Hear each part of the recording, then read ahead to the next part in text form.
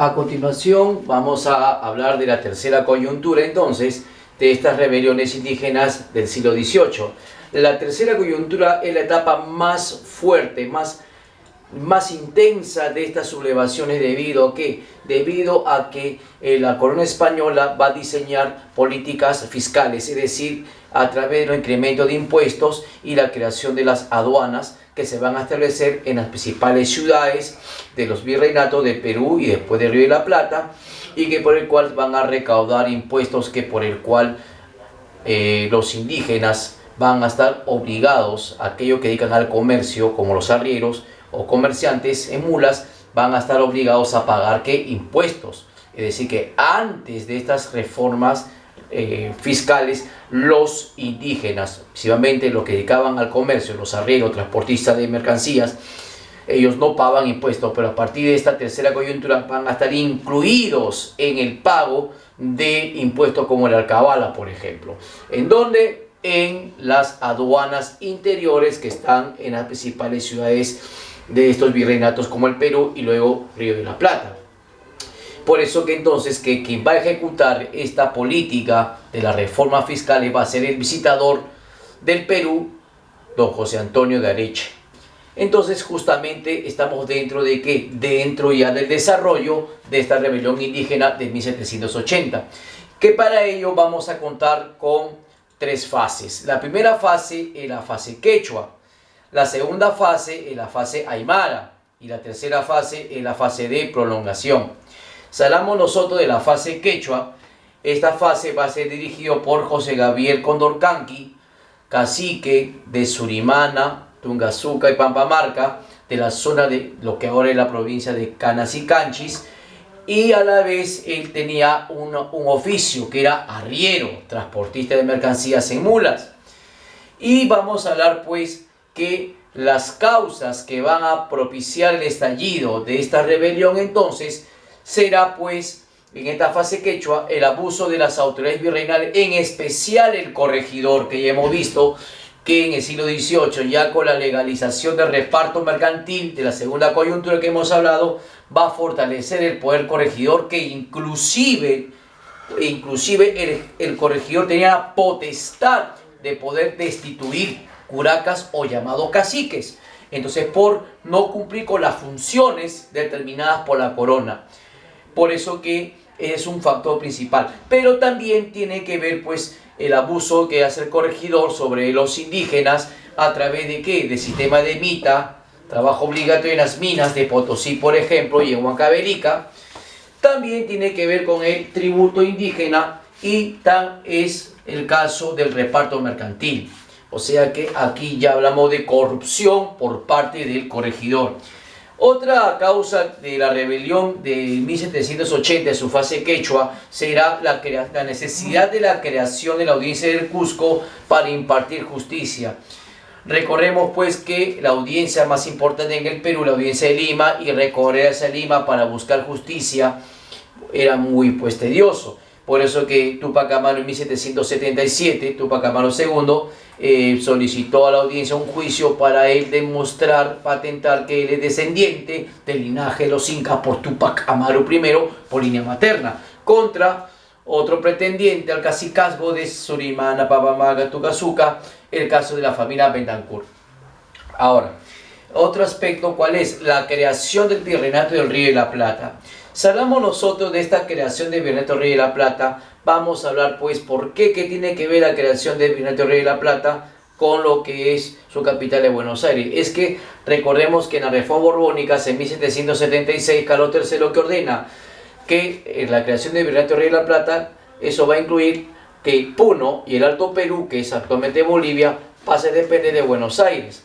¿Cuál sería entonces los efectos de la creación del Virreinato del Río de la Plata? Simplemente es la destrucción o el estancamiento o el bloqueo comercial de la ruta interna que va de Huancavelica, Huamanga, Cusco, Puno, La Paz, Potosí. O sea que, y también de La Paz, de Potosí, La Paz hasta Arica, que aquí transportaban el mineral plata y otras mercancías, y era lo mismo que pasar de Huancavelica, pasando Huamanga, Cusco, Puno, La Paz hasta Potosí. Es decir que esta ruta comercial interna favoreció y enriqueció propiamente a los arrieros, y acá contamos con muchos de ellos. El más importante es el arriero y cacique José Gabriel Condorcanqui Túpac Amaru II. Entonces, ¿qué estamos hablando acá? Que esta rebelión también tiene intereses. ¿Por qué? Porque el virrey del Río de la Plata, el virrey Ceballos, ordenó la prohibición de introducción de mercancías del virreinato del Perú. ¿A través de qué? ¿A través de qué? De Puno, Cusco, hasta llegar a Potosí. Porque la idea, ¿cuál era? Que Potosí y toda esta ruta comercial llegase a Tucumán, y de ahí llegase hacia Buenos Aires, y todo el cargamento de mercancías y también a la vez metales preciosos iban a ser embarcados rumbo a España. Otra causa por el cual propició la rebelión de 1780 en su fase quechua es el incremento del alcabala. Como voy a repetir, antes de estas reformas fiscales que impuestas por Areche, los arrieros, los caciques que dedicaban al comercio, transporte de mercancías, que hemos conversado hace un momento, ellos estaban exentos, pero a partir de aquí ellos pagan impuestos. Entonces esto va a causar de una manera rechazo por parte de esta etapa, por parte de los líderes de la fase quechua, porque José Gabriel Condorcanqui también estuvo apoyado por otros caciques. Por ejemplo, la cacica de Acos, Tomasa Tito Condemaita, más conocido como la virreina. También tenemos el caso de otros como Miguel Túpac Amaru. Vamos a hablar de otros caciques que por el cual estaban incluidos en esta lucha. Sin embargo, podemos mencionar también nosotros que hay otros como Don Santos Mamanianco, cacique de Macari, que queda en Lampa, en la región Puno. Otro como Don Pedro Vargas, que es cacique de Tinta, y así. Hay muchos caciques que apoyaron a esta causa, pero muchos de ellos eran caciques, pero también eran arrieros a la vez. También hay que tomar en cuenta que no todos los caciques indígenas fueron aquellos que apoyaron a esta revuelta, o esta rebelión. También podemos decir que también hay caciques pro-realistas que apoyaron al rey de España, como el caso de Don Mateo Pumacahua, que era cacique de Chincheros en Cusco; el caso de Domingo Choquehuanca, cacique de Azánaro en la actual región Puno; también Don Anselmo Bustinza, que era cacique de Puno, y otros más. Lo que pasa es que ellos tenían que defender sus propios intereses también, conservar todos sus títulos, y apoyando al rey podían obtener más títulos, más cargos, más honores. Por eso que en la facción de los caciques había una división o fraccionamiento.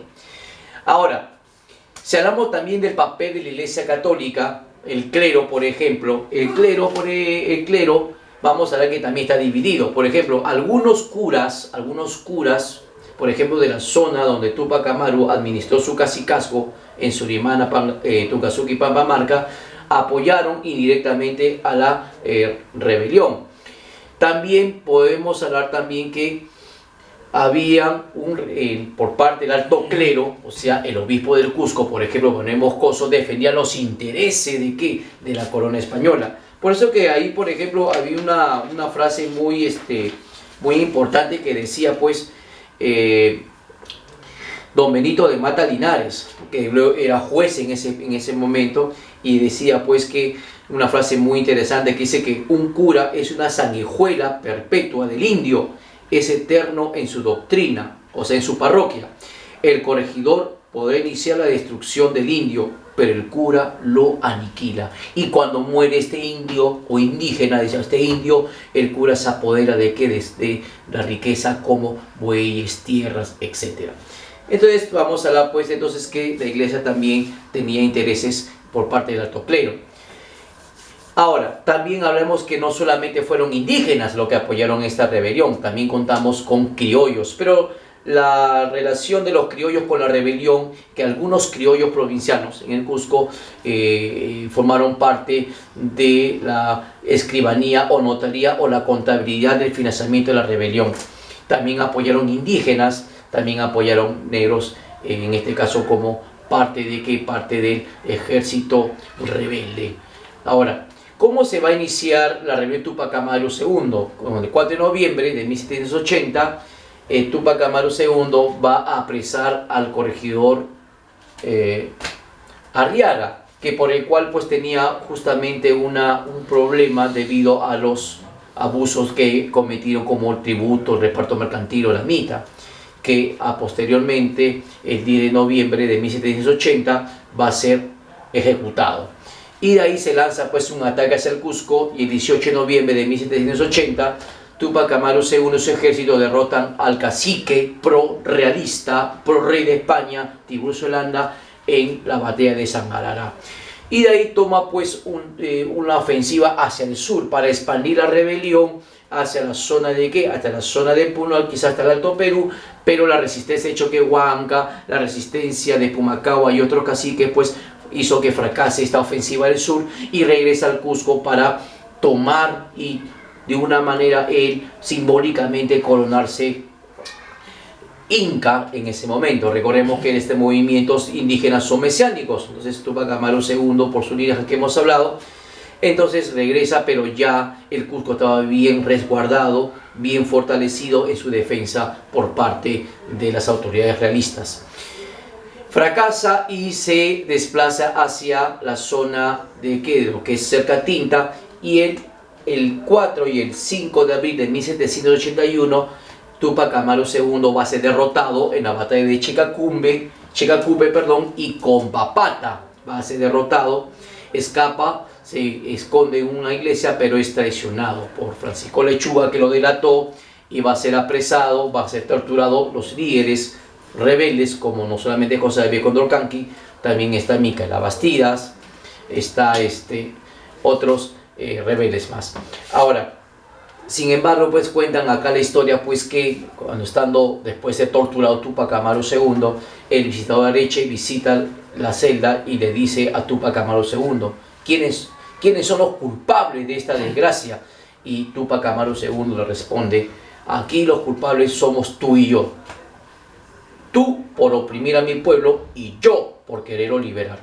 ¿Cuál fue la sentencia que dio Areche a todos los rebeldes? Que el 18 de mayo de 1781 todos los cabecillas de esta rebelión van a ser ejecutados. Túpac Amaru II va a ser amarrado en 4 caballos, este suplicio, para que el pueblo vea, que digan que se meta contra el rey, así que quedará, pero no fue descuartizado porque las sogas eran muy largas, entonces no pierde la fuerza. Luego va a ser luego se va a cortar sus trenzas, y va a ser descuartizado vivo, o sea, cortado sus 4 miembros, y luego decapitado. Micaela Bastida, su esposa, va a ser va a recibir cerca de 30 patadas en el vientre, y luego se le corta la lengua, y luego va a ser ahorcada y después decapitada. Solamente el hijo menor de Túpac Amaru II, Fernando, va a ser confinado a España en calidad de prisionero. Entonces, esto sería pues lo que es la parte primera de esta rebelión de 1780, en la fase quechua, que ahora entraremos a hablar de la fase aymara.